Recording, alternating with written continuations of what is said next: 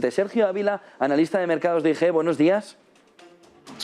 Hola, ¿qué tal? Muy buenos días. Bueno, tenemos a la bolsa rusa ya otra vez volviendo a moverse, aunque parece que de manera controlada, incluso con subidas en la mayoría de sus compañías. ¿Puede haber afección al resto de Europa en el plano positivo, la vuelta de Rusia a la normalidad de manera controlada en sus mercados financieros?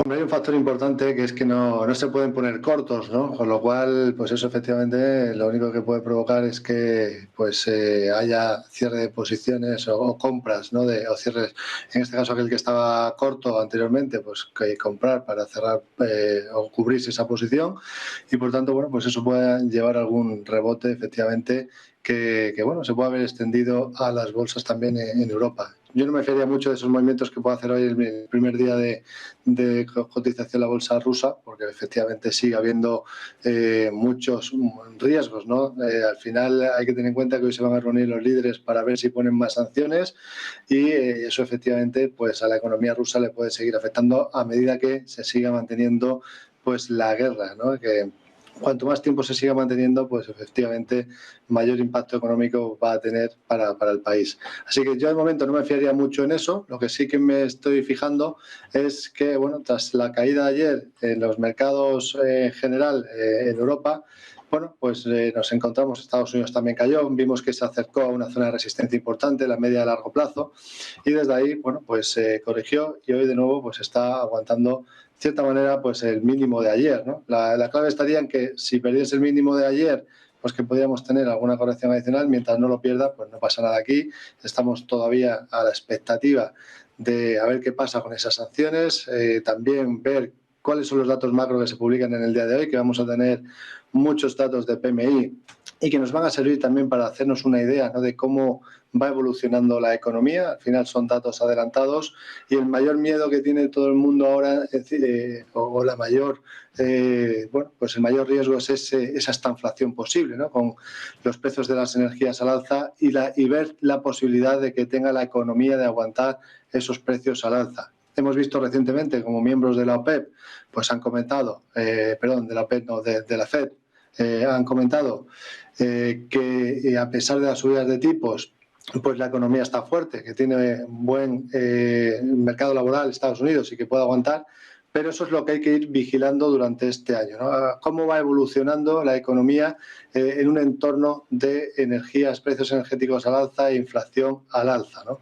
Así que de momento yo lo que me seguiré fijando es precios del petróleo. El petróleo de nuevo, si lo ponemos en pantalla para que lo podamos visualizar, pues seguimos viendo cómo el petróleo otra vez vuelve a arrancar hacia arriba. Fijaros cómo tras la fuerte corrección se están recuperando los precios y esto evidentemente pues es un factor que habrá que tener en cuenta porque seguirá afectando de manera negativa a la inflación. El mercado de bonos, también importante fijarse, ¿no? Si yo me pongo el bono americano a 10 años, lo voy a poner en pantalla para que lo podamos ver cómo está ahora mismo la situación. Bueno, pues vemos cómo seguimos estando en una tendencia bajista clara en precio y eso significa tensionamiento en las rentabilidades, lo cual lo que nos está indicando el mercado de bonos es que a pesar de que la FED dice que no va a afectar a la economía, que probablemente sí que pudiera afectar, ¿no? Estamos viendo cómo se están aplanando las curvas de tipos de interés y le queda poquito a la curva de 10 y 2 años para que llegue a la inversión. Normalmente sabemos que cuando hay una inversión de curva de tipos, pues eso nos avisa de que puede venir una crisis económica o recesión en el plazo de entre 12 y 18 meses. ¿Qué ocurre? Por otro lado, bueno, pues de momento lo que estamos viendo es que antes de los vencimientos de derivados tuvimos fuertes cierres de cortos, eso provocó subidas en los mercados, la gama del mercado pasó a ser positiva, o sea, primero neutral y ahora positiva, con lo cual, bueno, pues eso puede hacer que de cierta manera siga habiendo en el corto plazo tranquilidad para los mercados, ¿no? Volviendo otra vez al S&P 500, que es el índice que nos dirige las bolsas mundiales, pues bueno, pues vemos cómo de momento toda esta fuerte subida que hemos tenido pues está haciendo que la gama de mercado pase a ser positiva y eso que tranquilice a todo el mundo.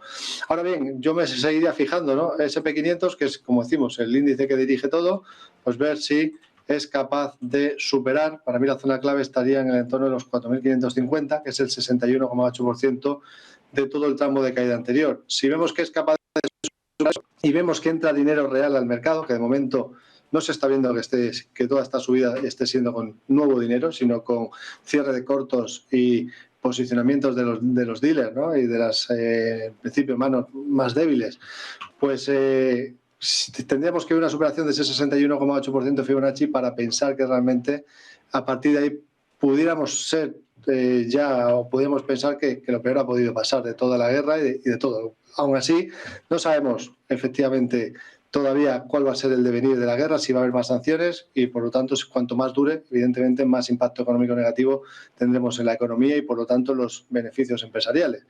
Es cierto que el mercado a veces va en contra un poco de lo que es la lógica, ¿no? Y de lo que es la macro. En el corto plazo está siendo así, pero yo creo que en el medio plazo hay que fijarse muy bien en todo esto porque efectivamente tenemos pues la inflación al alza, tenemos problemas en cadenas de suministros, tenemos huelgas de transportistas en España y probablemente en Europa acaben extendiéndose también, ¿no? A medida que la tensión de inflación sigue aumentando, así que yo seguiría siendo bastante cauteloso con la renta variable. Yo, bueno, pues considero que quizás lo más interesante es seguir haciendo trading intradía de corto plazo, posicionarse solamente en aquellos sectores que siguen siendo más fuertes, ¿no? El sector de la energía sigue siendo fuerte, el sector de defensa y de ciberseguridad también pues está funcionando muy bien en este entorno.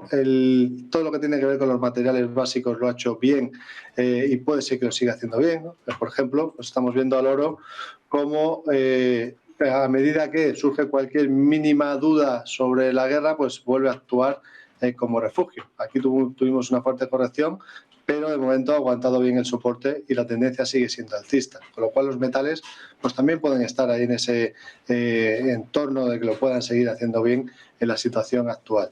Así que bueno, pues esa sería el resumen general y luego si nos fijamos pues en acciones concretas, hoy hemos tenido una elevación de recomendación de Credit Suisse a Acerinox. Bueno, pues si queremos echarle un vistazo, pues la podemos echar un vistazo, si queréis podemos ver alguna otra cosa. No, si nos quieres enseñar esa parte de Credit Suisse, así podemos ver el detalle. Vale, pues bueno, tenemos ligera subida hoy. Credit Suisse ha subido la recomendación de neutral a sobreponderar, de momento.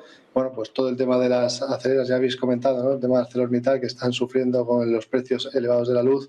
Bueno, yo sería también ciertamente un poco cauteloso a la expectativa de cómo se solucionan esos problemas de precios energéticos, ¿no? Porque de momento todo lo que es la parte industrial se está viendo fuertemente afectados por los precios de las energías, tanto desde la parte de la luz, el gas natural, como desde la parte del petróleo. Así que bueno, ahí en cierta manera yo soy un poquito cauteloso, me plantearía como estrategia de neutralidad. Si vuelve a superar los 11.44 con un entorno de solución, ¿no? Que veamos alguna solución encima de la mesa de ese tensionamiento de los precios en las energías, podríamos ser un poco más optimistas.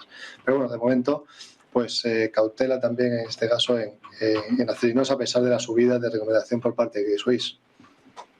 Muchísimas gracias, Sergio Ávila, analista de mercados de IG. Buen día y buen negocio y gracias por esa visión sobre Acerinox. Muchísimas gracias, buen día, hasta pronto.